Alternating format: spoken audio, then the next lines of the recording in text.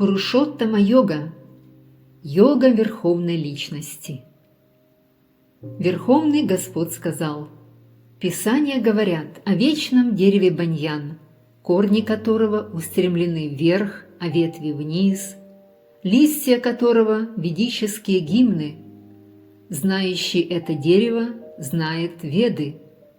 Ветви этого дерева растут вверх и вниз, питаемые тремя гунами материальной природы. Его побеги – это объекты чувств. У этого дерева есть также корни, растущие вниз и связанные с кармической деятельностью в мире людей. Истинную форму этого дерева невозможно увидеть в материальном мире. Никто не знает, где его конец, где начало и где основание. Но, вооружившись топором отрешенности, надо срубить это дерево, пустившее глубокие корни. Затем нужно найти то место, достигнув которого уже не возвращаются, и вручить себя Верховной Личности Бога, стоящей у истоков всего сущего с незапамятных времен. Тот, кто избавился от гордыни, освободился от иллюзий и порвал все ложные связи. Кто познал вечность, покончил с материальным вожделением. Кто свободный от влияния двойственности остается невозмутимым и в счастье, и в горе.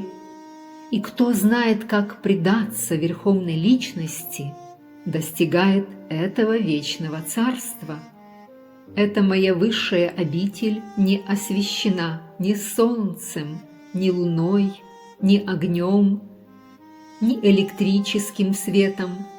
Те, кто достигает ее, уже не возвращаются в материальный мир. Живые существа в материальном мире – мои вечные отделенные частицы. Оказавшись в обусловленном состоянии, они вынуждены вести суровую борьбу с 6 чувствами, к числу которых относится ум. В материальном мире живое существо переносит свои представления о жизни, подобно тому, как воздух переносит запахи. Так, получив одно материальное тело, оно затем оставляет его, чтобы получить другое. Войдя в новое грубое тело, живое существо получает новые уши, глаза, язык, нос и кожу. Все эти органы чувств расположены вокруг ума, и с их помощью живое существо наслаждается доступными им объектами чувств. Глупцы не понимают, каким образом душа уходит из своего тела и как она, очарованная гунами материальной природы, наслаждается телом. Но тот, кто, обретя знание, прозрел, ясно видит все это. Трансценденталисты, неуклонно стремящиеся к цели и осознавшие свою духовную сущность, обладают таким видением. Но те, чей ум не развит, кто еще не постиг свою духовную природу, не могут разобраться в происходящем, даже если пытаются сделать это. Сияние солнца, рассеивающее царящую в этом мире тьму, исходит от меня, и от меня же исходит свет луны и огня. Я вхожу в каждую из планет, и удерживаемые моей энергией они остаются на своих орбитах. Я становлюсь луной и питаю жизненными соками все растения. Я огонь пищеварения в телах всех живых существ, и вместе с входящим в тело и выходящим из него воздухом я помогаю живым существам переваривать пищу 4 видов. Я пребываю в сердце каждого, и от меня исходит память, знание и забвение. Цель изучения всех вед – постичь меня. Я истинный составитель веданты и знаток вед. Есть 2 типа живых существ: подверженные изменениям и неизменные.